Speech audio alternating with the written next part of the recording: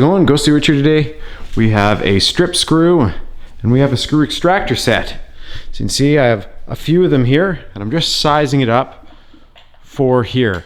So when you have something like this, first thing you have to do is you have to drill out the screw you're going to extract, and you do this by putting your drill into reverse. So you drill in with reverse and then you pull it out by going forward with your drill, opposite of what you're used to.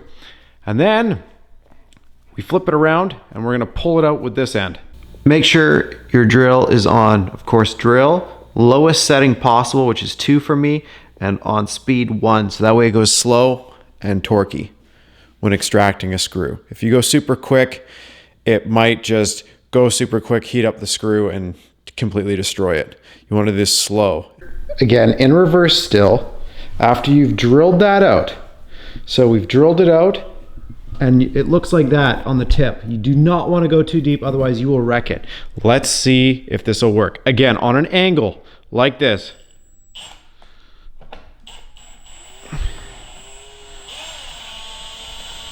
Look at that. You have to do it on a bit of an angle and then it'll catch it.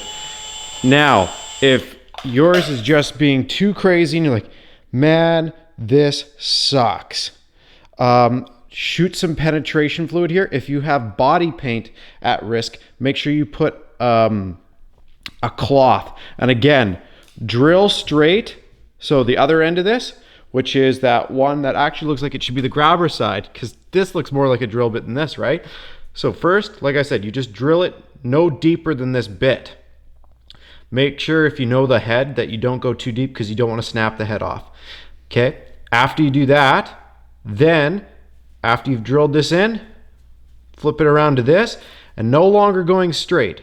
You want to go on a bit of an angle, and again in reverse, and it'll pull that puppy right out.